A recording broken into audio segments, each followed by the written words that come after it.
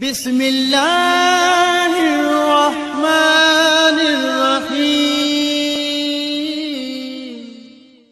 औज़ुबिल्लाहि मिनश्शैतानिर्रजीम। बिस्मिल्लाहिर्रहमानिर्रहीम। अल्हम्दुलिल्लाहि रब्बिल आलमीन वस्सलातु वस्सलामु अला रसूलिहिल करीम व आलिहि तय्यबीन ताहिरीनल मअसूमीन व लअनतु अला आदाइहिम अजमईन। अम्मा बअद फ़क़द क़ाल सुब्हानहु व तआला फ़ी किताबिहिल मजीद। बिस्मिल्लाहिर्रहमानिर्रहीम। इन्ना अव्वल बैतिन वुज़िअ लिन्नास लल्लज़ी बिबक्कत मुबारकन व हुदन लिल आलमीन। मोअज़्ज़िज़ नाज़रीन, अस्सलामु अलैकुम व रहमतुल्लाहि व बरकातुहू।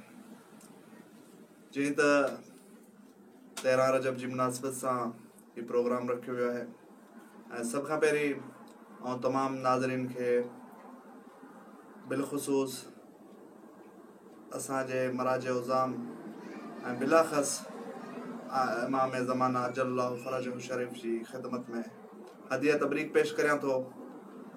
हज़रत अमीर अल मोमिन हज़रत अली इब्न अबी तालिब अलैहिस्सलाम जी विलादत जी मुनासिबत सां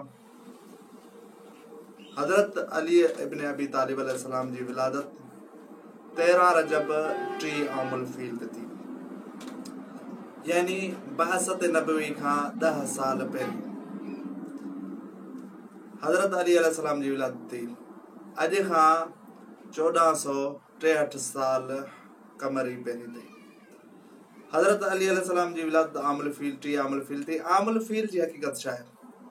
थोरो इन शइ ते आमुल फ़ील उन साल खे चवंदा आहिनि जंहिं साल अबरहा काबतुल्लाह ते हाथियुनि जो लश्कर वठी अची हमलावर थियो ऐं अबरहा जो काबतुल्लाह ते हमलो करणु सिर्फ़ु इन करे हो जो उन ई दौर में काबतुल्लाह अगरचे मुसलमान न हुआ, इस्लाम न आयो हो, लेकिन अरब काबतुल्लाह खे पंहिंजी क़ौमी गैरत सम्झंदा हुआ। त इहा शइ ॾिसी कुझु ईसाइनि ग़ालिबन रूम में हिकु कनीसो ठाहियो जंहिंखे अॼु चर्च चवंदा आहिनि। उहो चर्च ठाहियो काबतुल्लाह जे मुक़ाबले में ऐं उन्हनि आलम इस्लाम खे दावत ॾिनी त असां हेॾो सुहिणो चर्च ठाहियो आहे, तव्हां काबतुल्लाह जो तवाफ़ न करियो, तव्हां हिन चर्च जो तवाफ़ करियो। काफ़ी ख़ासा तादाद उते जमा थींदी। बाद अरबनि खे इहा शइ पसंदि न आई। उहे उॾेई विया चर्च ते, छो जो हू काबतुल्लाह जे मुक़ाबले में कंहिं घर खे पसंदि न करणु लॻा। उहे उते विया, उते उन्हनि उन घर जी तौहीन कई, उन में रफ़े हाजत कयूं।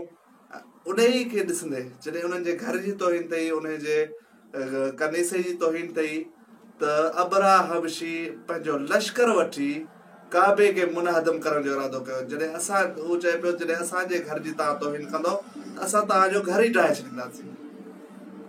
ऐं जंहिं साल उन हमलो कयो उन ई साल खे आमुल फ़ील चवंदा आहिनि ऐं उन ई साल नबी सल्लल्लाहु अलैहि वसल्लम जी विलादत थी।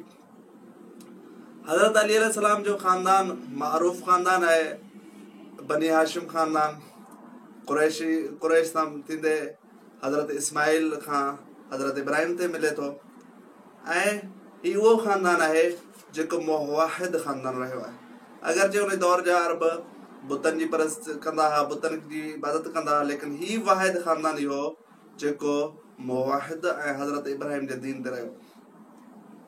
ऐं एतिरे क़दुरु जो हज़रत अली इब्न अबी तालिब अलैहिस्सलाम जो ॾाॾो हज़रत अब्दुल मुतलिब, जंहिंखे शैबतुल अरब चवंदा आहिनि, उन ई जे वज़ा कयल सुनतनि खे इस्लाम जारी कयो। उन जी वज़ा कयल सुनतनि मां मसलन काबे जा 7 चकर, या इंसान जे क़त्ल जी दियत, या जेको आहे चोरी करण वारे जा हथ कटणु वग़ैरह वग़ैरह। ऐं हज़रत अली अलैहिस्सलाम जो वालिद हज़रत अबू तालिब जेको मुहफ़िज़ रसूल हो, जंहिं रसूल सल्लल्लाहु अलैहि वसल्लम जी हिफ़ाज़त कई। अगरचे बाज़ मुसलमान हज़रत अबू तालिब जे ईमान जा इनकारी आहिनि, लेकिन उहे ईअं आहे ॼण रोशन सिज जी रोशनी खां इनकार करणु आहे।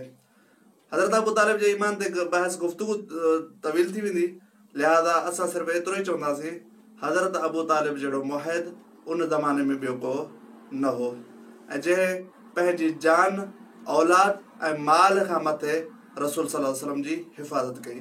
संदसि वालिदा हज़रत फ़ातिमा बिनते असद, इहा बि कुरैशी औरत ख़ातून हुई ऐं उहा पाक दामन औरत हुई जंहिंखे रसूल पंहिंजी माउ चयो ऐं वाहिद उहा ख़ातून हुई जंहिंजी लहद में रसूल सल्लल्लाहु अलैहि वसल्लम पाण लथा ऐं पाण हज़रत फ़ातिमा बिनते असद खे लहद में लाहिण खां पोइ चवनि था, ऐं लहद तोखे मुंहिंजी माउ जी पारत आहे।